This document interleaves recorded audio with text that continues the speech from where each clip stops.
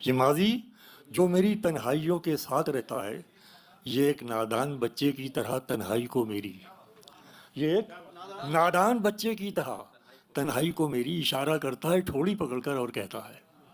ये एक नादान बच्चे की तरह तन्हाई को मेरी इशारा करता है ठोड़ी पकड़कर और कहता है, वो देखो गांव के सीने पे सर रखे हुए सरसों, वो देखो गांव के सीने पे सर रखे हुए सरसों, तुम्हारी कमसिनी खेली है जिसकी गोद में बरसों, तुम्हारी कमसिनी, वो देखो गांव के सीने पे सर रखे हुए सरसों, तुम्हारी कमसिनी खेली है जिसकी गोद में बरसों।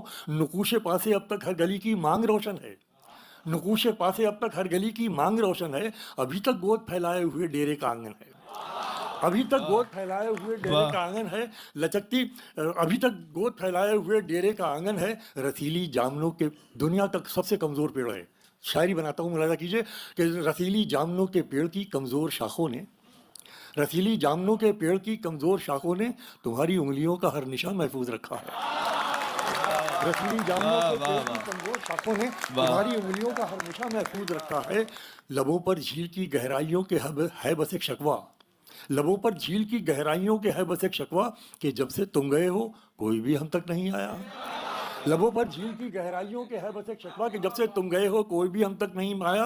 ये माजी जो मेरी तन्हाइयों के साथ रहता है, ये एक नादान बच्चे की तरह तन्हाई को मेरी इशारा करता है ठोड़ी पकड़कर और कहता है, वो देखो गांव के खलियानों में सोया हुआ जादू, नशीली रात की रानी वो लो देती हुई खुशबू, दियों का धीमी धीमी रोशनी देना, धुआं देना, शकस्ता झोपड़ों का जिंदगी को लोरियां देना, शकस्ता झोपड़ों का जिंदगी को लोरियां देना।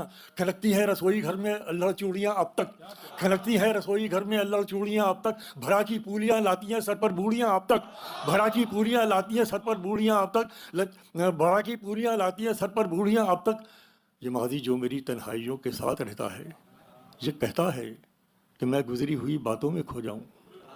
ये माजी जो मेरी तन्हाइयों के साथ रहता है, ये कहता है कि मैं गुजरी हुई बातों में खो जाऊं, तुम्हारी जुल्फ से महकी हुई रातों में खो जाऊं। इसे मैं कैसे समझाऊं कि ये माजी की तस्वीरें अब एक ऐसी अमानत है जिसे मैं रख नहीं सका। वाह वाह, इसे मैं कैसे समझाऊं, इसे मैं कैसे समझाऊं कि ये माजी की तस्वीरें अब एक ऐसी अमानत हैं जिसे मैं रख नहीं सकता। अगर रखूं तो नाकारा निकम्मा कह के ये दुनिया मुझे ठोकर लगा दे और खुद आगे को बढ़ जाए।